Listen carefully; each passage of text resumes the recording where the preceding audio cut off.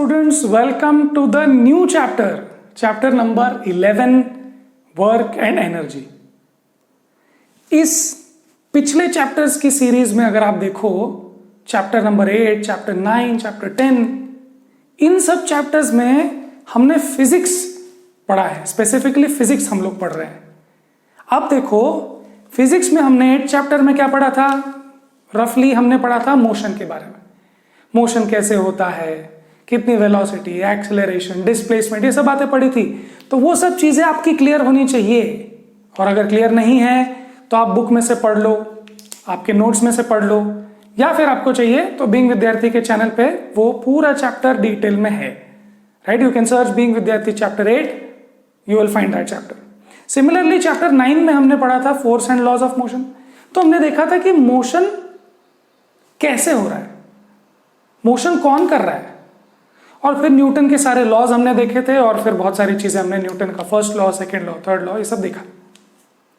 फिर हमने देखा था चैप्टर नंबर 10 में ग्रेविटेशन। फिर हमने और देखा कि कौन से फोर्सेस होते हैं। तो ग्रेविटेशनल फोर्स, फिर प्रेशर क्या होता है, आर्किमिडीज प्रिंसिपल। बेसिकली हम मोशन, फोर्सेस के टाइप्स, उसके कॉजेज, फोर्स ऐसे लगाएंगे तो क्या होगा, वैसे लगाएंगे तो क्या होगा, ये सब हमने देखा।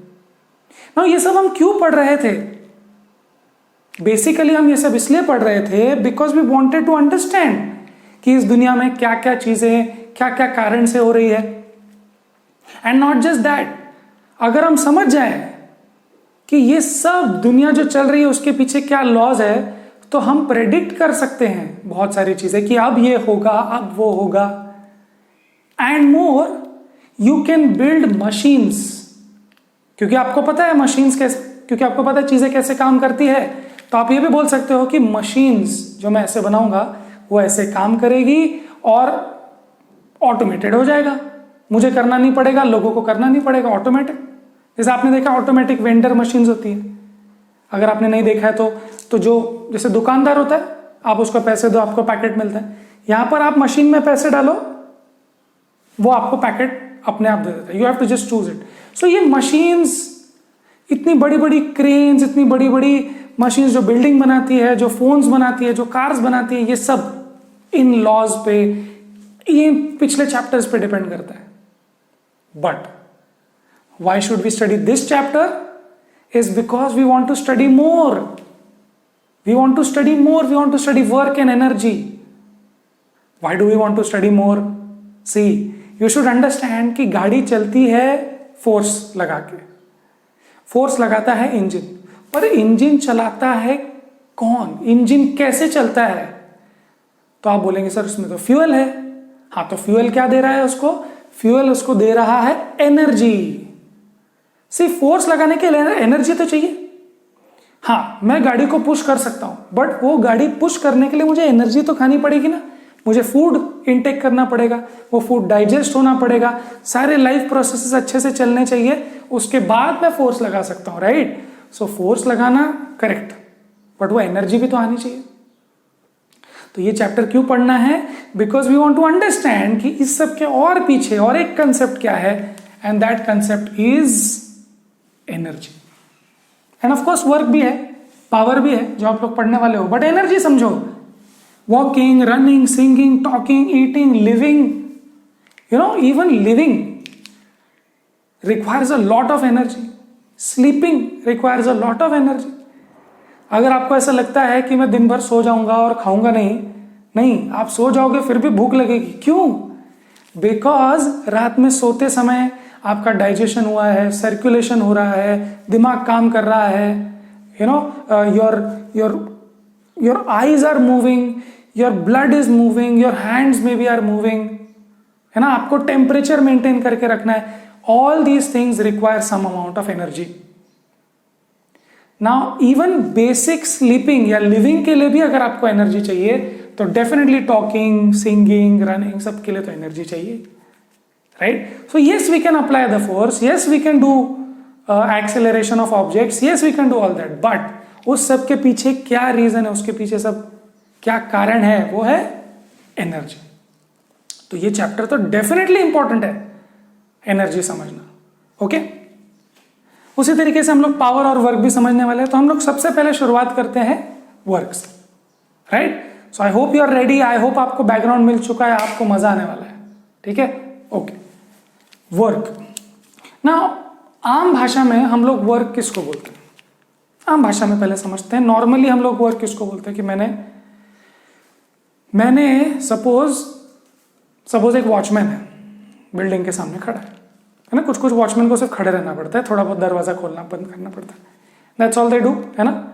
मोस्टली अगर एक वॉचमैन सिर्फ खड़ा है तो सिर्फ खड़े खड़े भी 6 घंटे के बाद 8 घंटे के बाद वो बोलता है कि बस हो गया, अभी अभी बहुत काम कर लिया, बहुत so much work I did, है ना। I did so much work, now I need to eat, now I need to sleep, I need to rest because so much work was done.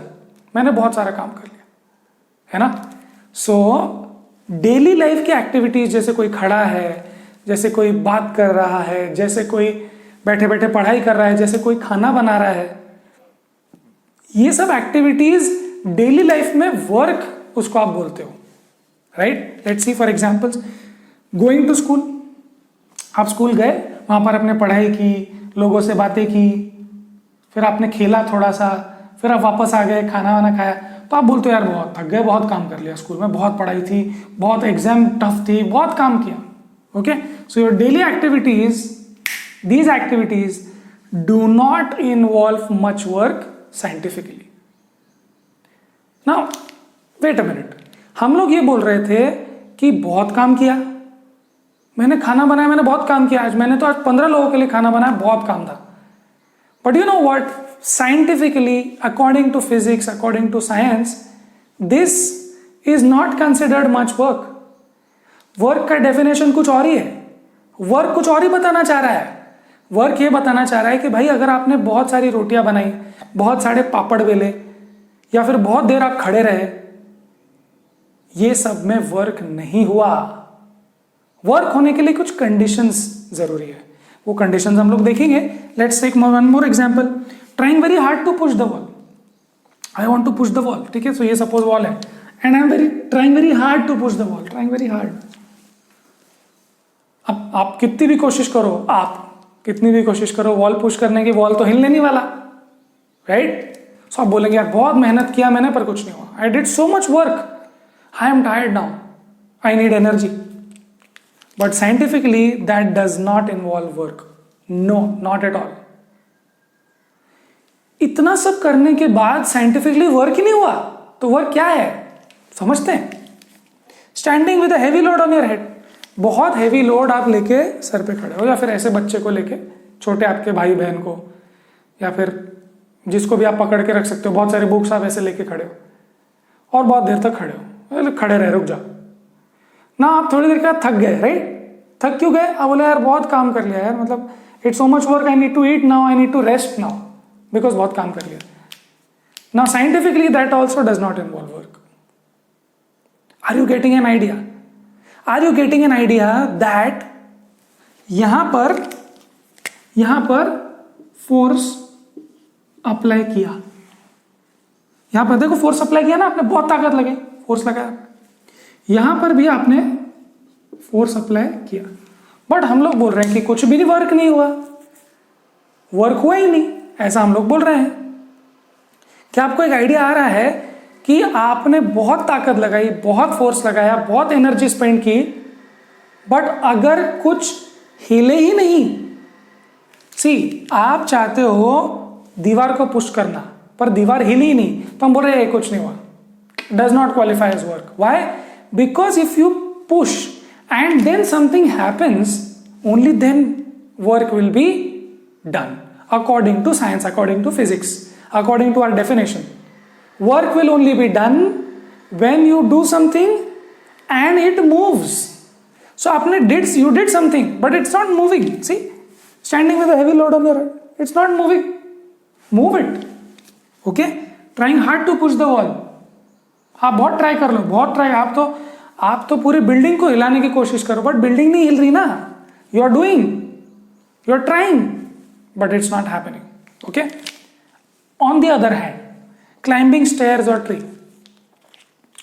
Climbing stairs, अब देखो stairs climb कर रहे हो, इसमें क्या हो रहा है देखो, आप स्टेयर्स क्लाइंब करने के लिए फोर्स तो लगाओगे, है ना, you will push the ground will push you back and then आप ऊपर चढ़ जाओगे।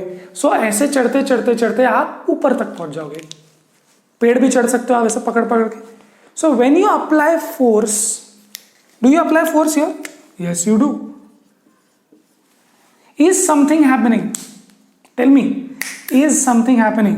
Are you climbing stairs and something is happening? बोलेंगे एक minute, stairs is not going down, but you know what, when you are applying force something is happening to you. Yes, मैंने stairs पे या फिर ये प्लेटफॉर्म पे मैंने ऐसे पांव रखा और मैं ऐसे ऊपर हो गया, सो मैंने फोर्स लगाया और कुछ हुआ। So yes, something happened, something happened. यहां पर कुछ भी नहीं हो रहा। सो इसका मतलब यह है कि फोर्स लगाना चाहिए और कुछ तो होना भी चाहिए, राइट? समझ में आ रही है बात? अब इसको थोड़ा सा और एक्सप्लोर करते हैं। मैं इसको हटा देता हूं एंड लेट्स एक्सप्लोर मोर। ठीक है, let's explore more as to what work is, मतलब साइंटिफिकली वर्क को बोलना क्या चाह रहे हैं लोग। Okay, so let's talk about 11 points. So this was 11.1.1, but yeah, let's talk about 11.1.2, which is scientific conception.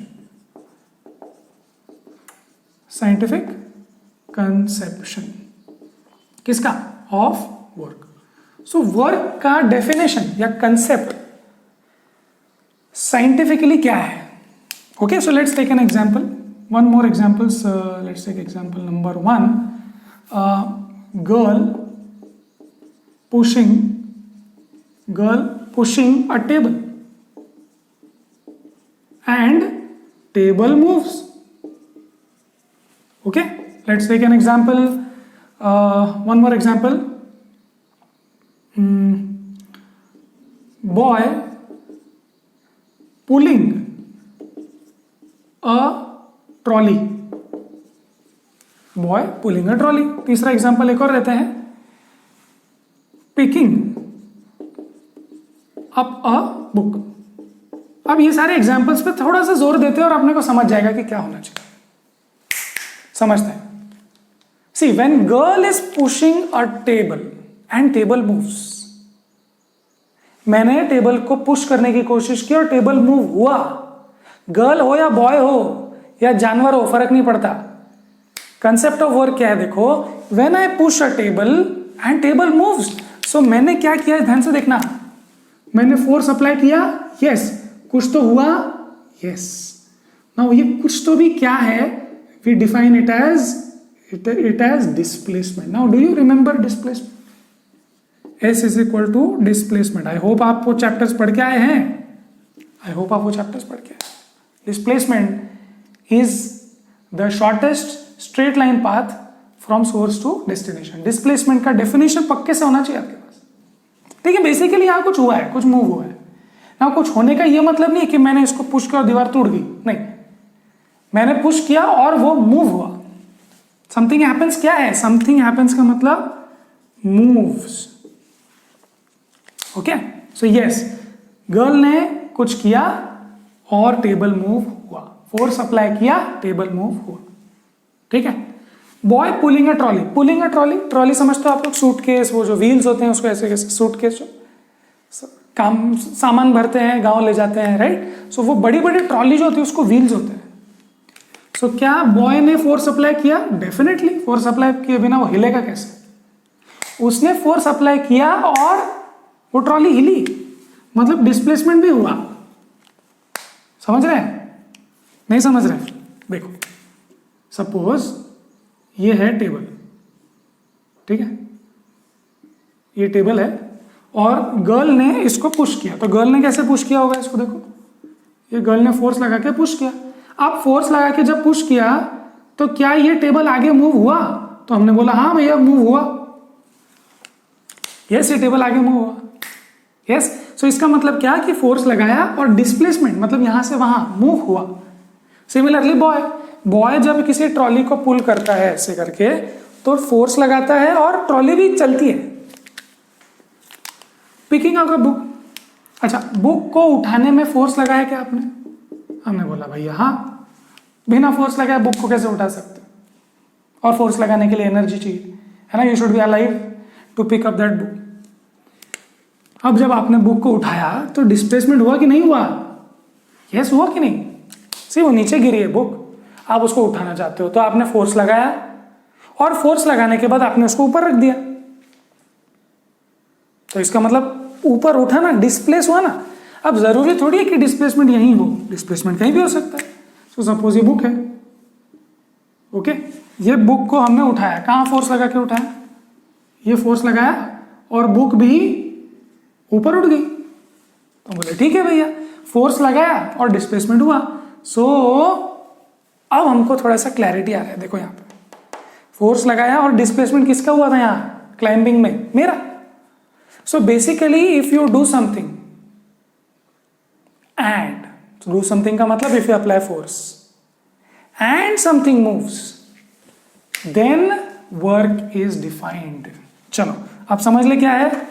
Yes absolutely हम समझ जाएंगे कि वर्क क्या है। चलो, सो वर्क होने की टू कंडीशंस, वर्क होने के लिए two conditions. One condition says that you have to apply force. भाई फोर्स तो अप्लाई करना पड़ेगा ना, भाई फोर्स से अप्लाई नहीं किया तो फिर बात ही नहीं ना, फिर वर्क कौन कर रहा है? यस और दूसरा क्या होना चाहिए? Should cause displacement, should cause displacement in its direction. ठीक है, तो ये थोड़ा अजीब हो रहा है बट कोई बात नहीं, समझो। मैंने यहां फोर्स अप्लाई किया और उसी डायरेक्शन में डिस्प्लेस हुआ, मैंने यहां फोर्स अप्लाई किया उसी डायरेक्शन में डिस्प्लेसमेंट हुआ। ठीक है, कभी कभी ऐसा भी हो सकता है कि मैंने यहां फोर्स अप्लाई किया और उल्टा डिस्प्लेसमेंट हो रहा है, ऐसा भी होता है, हो सकता है, वो हम लोग नेक्स्ट वीडियो में देखेंगे। बट अभी के लिए समझ लो कि फोर्स अप्लाई होना चाहिए, यस, डिस्प्लेसमेंट होना चाहिए, यस। क्लियर? समझ में आ रही है बात? यस और नो? गुड। सो अभी तक हम एक क्वेश्चन जरूर इसमें से कर सकते हैं। ठीक है, just let's look at the question. So question number 1, page 149. Just look at that question. Page 149 पे जो question in text exercise है उसमें question number 1 says when do we say that work is done? बोलो work कब होगा? आपको बताना है वर्क कब होगा। वर्क होने के लिए टू कंडीशंस हैं, अप्लाई द फोर्स, मतलब force should be applied and should cause displacement in its direction. ठीक है, मतलब ऐसा नहीं होना चाहिए कि मैं यहां फोर्स अप्लाई कर रहा हूं और इधर डिस्प्लेसमेंट हो रहा है कहीं। ओके, इन इट्स लाइन होना चाहिए, इन इट्स डायरेक्शन या फिर in its line of action. So ये भी थोड़ा सा एडिशनली मैं आपको बता रहा हूं जो आप समझ लो, आपकी बुक में नहीं है, but these are the two conditions which are required. मतलब बेसिकली फोर्स लगाना चाहिए सबसे पहले कंडीशन है। ओके, उसके बाद में कुछ हिलना तो चाहिए, दीवार पे फोर्स लगा रहे हो कुछ हिल ही नहीं रहा, so work will not be done. So scientifically work के लिए होने के लिए दो कंडीशन जरूरी है। क्लियर है? समझ में आ रहा है? गुड। अब हम लोग आगे बढ़ के देखेंगे कि इसका फॉर्मूला क्या है। ठीक है, समझ गए? कंसेप्ट बिल्कुल क्लियर है। बहुत सारे एग्जांपल्स हो सकते हैं, बहुत सारे एग्जांपल्स हो सकते हैं। देखो ये पेन का नीचे गिरना, किसने गिराया पेन को नीचे? मैंने तो नहीं गिराया। ये देखो ये पेन नीचे गिर गया, किसने किया? बोलो, किसी ने फोर्स अप्लाई किया क्या? यस, पेन पर ग्रेविटी ने, mg। सो आप ये लिख सकते हो falling of pen, falling of anybody, falling of building भी हो सकता है, फॉलिंग ऑफ मीटियोराइट भी हो सकता है, फॉलिंग ऑफ स्पेसक्राफ्ट भी हो सकता है। So falling of pen, free falling of pen में किसने फोर्स अप्लाई किया? बोलो, फोर्स अप्लाई किसने किया?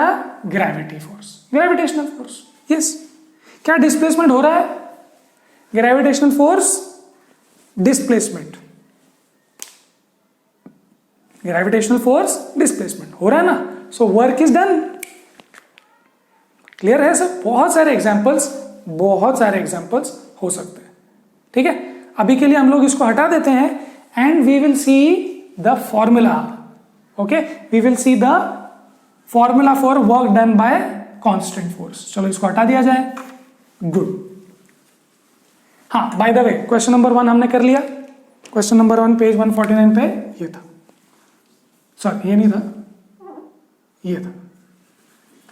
Right. Okay, moving on to work done by constant force. चलो हटा दिया जाए. Good. So that is 11.1.3 work done by constant force. Okay? अच्छा, अब इसको साइंटिफिकली समझते हैं. ठीक है, suppose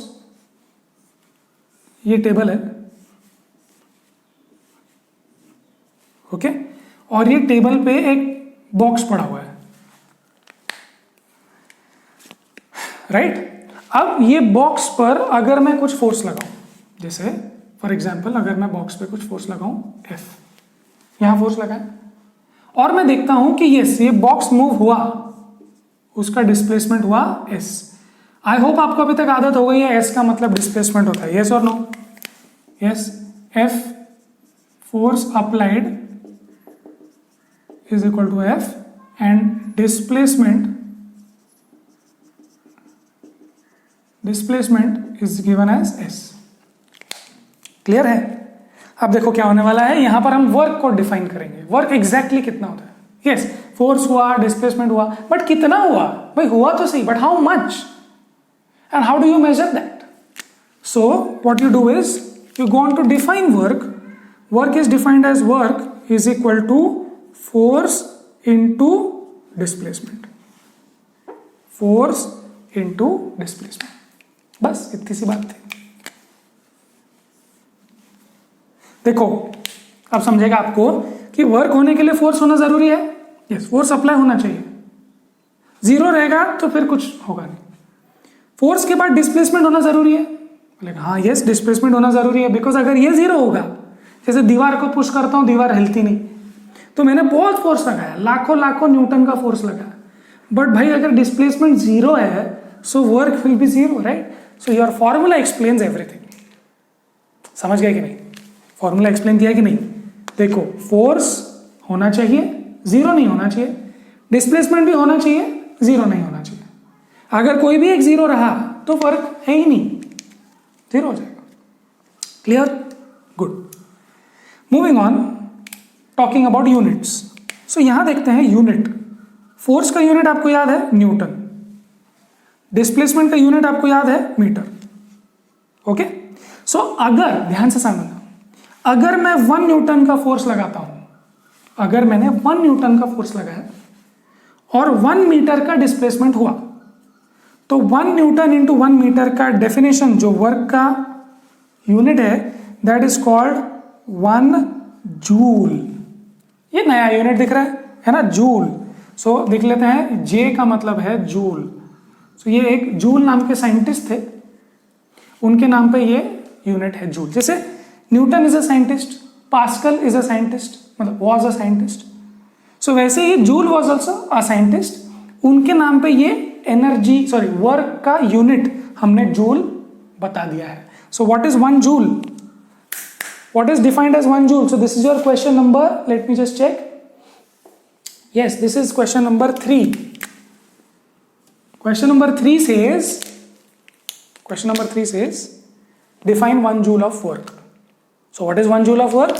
1 joule of work is defined as the work done when 1 Newton force is applied and 1 meter displacement happens. मैंने 1 न्यूटन का force लगाया और 1 मीटर का डिस्प्लेसमेंट हुआ, तब उसको बोला जाएगा 1 जूल वर्क इज डन. नहीं समझे? कुछ नहीं. न्यूटन इंटू मीटर का मतलब जूल होता है. So what is the unit? Unit of, ये क्या है? यूनिट ऑफ वर्क है. तो इसमें कोई नई बात नहीं है. And this is a very standard way of defining units. अगर आप 1 न्यूटन का फोर्स लगा सकते हो, यस. 1 न्यूटन का फोर्स लगाते रहो, कभी तो 1 मीटर का डिस्प्लेसमेंट होगा, स्लोली होगा, फास्ट होगा, जो भी होगा. So if you apply this force and this displacement happens after 1 minute, 2 minutes, 10 minutes, that's not important. 1 joule of work will be done. That is the definition. ऐसे define किया उसको. Clear है? Perfectly clear है? Good. अब हम लोग बात करने वाले हैं क्वेश्चंस की. ठीक है. सो हम लोग ऑफ कोर्स कुछ बातें नेक्स्ट वीडियो में करेंगे, बट यहां पर और भी कुछ 1-2 बातें हम लोग अभी कर लेते हैं. वो ये कि वर्क जो है has only magnitude, has no direction. ठीक है. सो बेसिकली इस चीज को हम लोग क्या बोलते हैं? इसको बोलते हैं हम लोग scalar quantity. If you know scalar quantity का मतलब उसके पास मैग्नीट्यूड है. मैग्नीट्यूड का मतलब क्या है? मैग्नीट्यूड मतलब कितना work, 1 joule, 10 joule, 50 joule, 1000 joule. Magnitude, how much, but it does not have direction. It's like saying, you know, force यहां लगाओ या force वहां लगाओ, force यहां लगाओ या वहां लगाओ, फर्क पड़ता है ना? Push pull. बट वर्क यहां है या वहां है, ऐसा कंसेप्ट ही नहीं है. मतलब it's wrong to even ask कि भाई oh I did some work. Where did you do work? In which direction did you work? You can't say that. There is nothing like, oh, I worked 10 joule east. मैंने 10 joule का work किया east. No, that will not be correct. हाँ, आप ये बोल सकते हो कि मैंने ईस्ट में फोर्स लगाया. आप ये बोल सकते हो कि मैंने ईस्ट में डिस्प्लेसमेंट किया, बट ये नहीं बोल सकते कि ईस्ट में वर्क किया. राइट. सो वर्क का कोई डायरेक्शन डिफाइंड नहीं है. That you should understand. Right. Okay. Next, when we say constant force, I hope you understand what is meant by constant. Constant force का मतलब दिस इज नॉट वेरी, मतलब constantly 1 newton लगाते रहो. That's the idea. Clear है? So question number 3 भी अपना हो गया है. अब हम लोग देखते हैं क्वेश्चन 4, क्वेश्चन 1, जहां पर आपको ये फॉर्मूला यूज करके बताना है कितना वर्क हुआ. क्लियर है? ठीक है. And there are many more questions which we will do in the next video. और 1-2 कंसेप्ट भी है जो हम लोग नेक्स्ट वीडियो के लिए छोड़ रहे हैं. ठीक है. चलो, so let's start solving question number 1 और क्वेश्चन नंबर 4 कर लेते हैं पेज 149 पे. Just see what it says. It says a pair of bullocks, bullock cart पे, exerts a force of 140 newton on a plough. वो हल चलाते हैं ना, बुलक हल चलाते हैं, वो मिट्टी खोदते हैं, सो प्लो बोलते हैं उसको. ठीक है. So basically I can draw a bullock, I can draw a plough, but I can draw a डब्बा. I hope you don't mind. Right. ठीक है. नाउ इस डब्बे पे what are you doing? Question number 4 page 149. ठीक है. थोड़ा सा कंफ्यूजन ना हो जाए नहीं तो. नाउ उन लोगों ने फोर्स अप्लाई किया कितना? 140 न्यूटन का फोर्स अप्लाई किया. ठीक है. The field being ploughed is 15 metre long. So basically जो फील्ड वो लोग प्लॉ कर रहे हैं, जो फील्ड वो लोग वो बुलक जो लेके चल रहे हैं, वो प्लो को, वो हल को, वो जो लेके चल रहे हैं इतने फोर्स से, तो कितना लेके चले वो लोग? वो लेके चले 15 मीटर. 15 मीटर लेके चले. Okay. Now what they are asking is how much work is done. How much work is done. So basically work का डेफिनेशन क्या है? Force into displacement. Yes. Okay, good. This is, so यहां पे कितना लग रहा है देखो, 140 न्यूटन और डिस्प्लेसमेंट है 15 metre. 2100 Newton. So I just calculated it and I got this. Right? This was question number 4. Very simple. You have to just remember this. Now, okay, what I mistook is this. Newton into meter. Work का unit क्या लेना है अपने को? Joule लेना है. Right. ये मत बोलना न्यूटन फोर्स है, डिस्प्लेसमेंट मीटर में है, तो वर्क जूल में आता है. देखो न्यूटन इंटू मीटर क्या देता है? जूल देता है. You have to remember that. ठीक है. सो ये हो गया. Now, एक लास्ट क्वेश्चन करते हैं, क्वेश्चन नंबर 1 जो है, क्वेश्चन नंबर 1 ये भी कैलकुलेशन वाला क्वेश्चन है। A force of 7 newton acts on an object, the displacement is say 8 metre in the direction of the force. Let us take that the force acts on the object through the displacement, what is the work done. So basically constant force लग रहा है, let me just check कितना force लग रहा है, 7 Newton का force लग रहा है 8 मीटर तक। Okay, so let me solve it here. चलो यहाँ पे हो जाएगा, छोटा सा क्वेश्चन है, question number 1। Okay, which is this page, this is 148, 148। Now what it is saying is, देखो ये डब्बा है, इस पर आपने फोर्स लगाया 7 न्यूटन का और ये डिस्प्लेस हुआ 8 metre. So they are asking force का डिस्प्लेसमेंट के हुआ जो है उससे वर्क कितना डिफाइंड है। So work is equal to F into S, आपको पता है। सो हो गया 7 न्यूटन, ये हो गया 8 मीटर, आपको मिलता है 56, right, newton into metre, newton into metre, जैसे यहां भी होता, बट ये आपको पता है कि ये जूल में कहा जाता है। क्लियर है, राइट, समझ में आ गया, परफेक्ट। सो इस वीडियो में हमने क्या क्या देखा, देखो हमने देखा ये चैप्टर क्यों पढ़ना चाहिए, फिर हमने ये देखा कि ये चैप्टर में जो वर्क है उसका डेफिनेशन क्या है। वर्क वो डेफिनेशन नहीं है जो आप लोग सोचते हो, वर्क का वो डेफिनेशन नहीं है जो हम लोग सोचते हैं कि हम थक गए, कितनी देर से खड़ा हूं। नो, वर्क का डेफिनेशन है फोर्स होना चाहिए और डिस्प्लेसमेंट भी होना चाहिए और उसके डायरेक्शन में या उसकी लाइन में ही होना चाहिए। ये है वर्क का डेफिनेशन। फिर हमने देखा वर्क का फॉर्मूला क्या है। साइंटिफिकली कांस्टेंट फोर्स अगर वर्क लगाता है तो उसका फॉर्मूला ये बनता है, फोर्स इनटू डिस्प्लेसमेंट। कोई भी एक चीज जीरो हो गई तो वर्क जीरो हो जाएगा। ये इनके यूनिट्स है, अगर आप इनको कंबाइन करो तो जूल यूनिट बताया गया है। Joule is a name of a scientist, so joule is a defined unit, right. अच्छा, joule work is a scalar quantity. When you say scalar you mean only magnitude, मतलब how much, but no direction.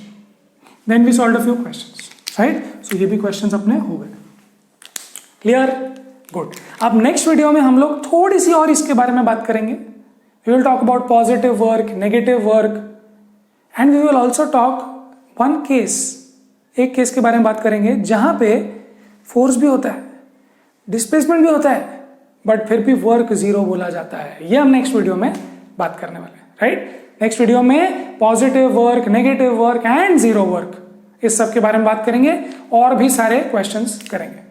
Clear है, good. सो इस video को यहीं खत्म करते हैं। आई hope आपको ये अच्छा लगा हो। We will see you in the next video. Till then पढ़ाई करते रहें।